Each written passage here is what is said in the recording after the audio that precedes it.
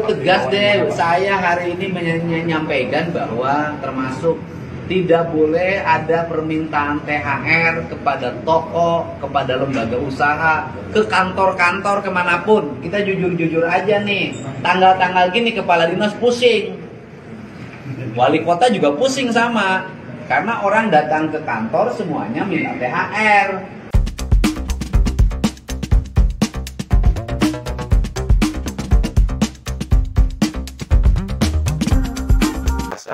Gubernur Jawa Barat Deddy Mulyadi kembali menegaskan untuk kepada para pengusaha ataupun pihak instansi pemerintahan untuk tidak menerima proposal THR dari oknum-oknum ormas. Ya, ini sudah sempat disampaikan oleh Deddy Mulyadi di awal bulan Maret saat dirinya memberikan sambutan di hadapan para kepala-kepala daerah se-Jawa Barat.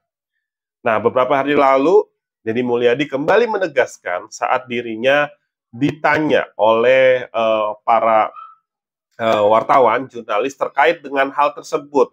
Karena menurut informasi masih ada cukup banyak wilayah-wilayah yang ternyata pihak-pihak ormas, oknum-oknum yang meminta THR dengan menyampaikan proposal gitu ya.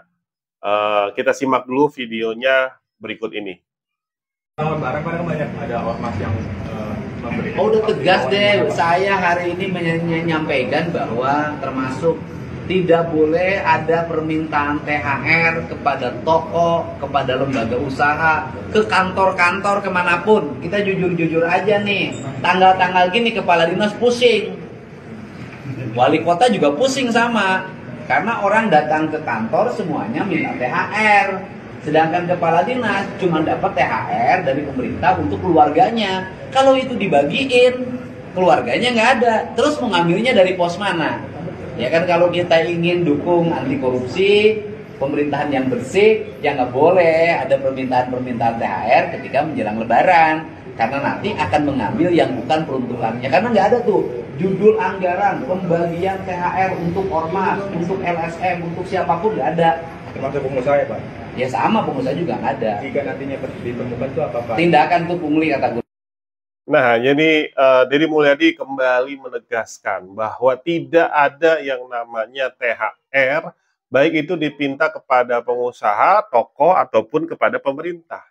Sebagai contoh misalkan wali kota, kepala dinas itu sangat pusing ketika bulan-bulan tanggal-tanggal ini karena banyak sekali permintaan THR dari berbagai kalangan. Nah, karena pos anggaran THR itu nggak ada sebetulnya. Kalaupun wali kota atau kepala dinas mendapatkan THR, itu peruntukannya hanya untuk keluarga. Lalu bagaimana kalau itu dibagikan kepada ormas-ormas ataupun organisasi-organisasi, oknum-oknum yang selama ini itu menjadi suatu kebudayaan. Hal ini disampaikan Deddy Mulyadi saat berkunjung ke pemerintah kota Bekasi ya, karena didampingi oleh Wali Kota Bekasi Triadianto dan juga Wakil Wali Kota Bekasi. Bukan tanpa alasan Deddy Mulyadi ini menegaskan bahwa tidak ada dan dilarang keras untuk proposal THR itu kepada siapapun.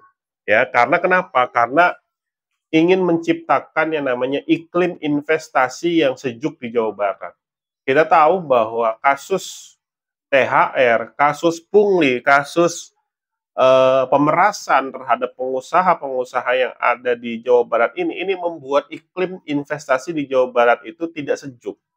Membuat banyak sekali investor-investor yang harusnya itu mau membangun pabriknya, membangun kantornya, membangun usahanya di Jawa Barat, itu mereka kabur. Bahkan banyak pabrik-pabrik di Jawa Barat yang tutup, tapi dia membuka pabrik baru di negara lain seperti Vietnam.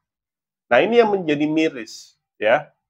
Harusnya dengan adanya pabrik tersebut bisa membuka lapangan pekerjaan di Jawa Barat, yang tentu saja itu akan menekan angka pengangguran yang ada di Jawa Barat.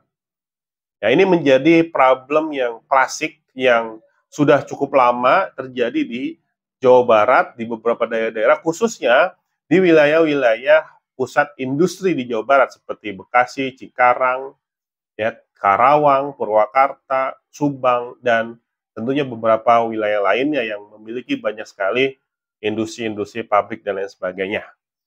Ya, seperti itu.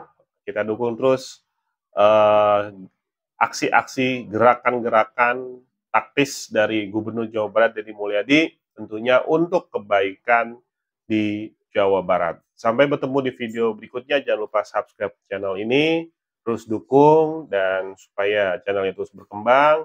Kita menuju 10.000 subscriber. Assalamualaikum warahmatullahi wabarakatuh.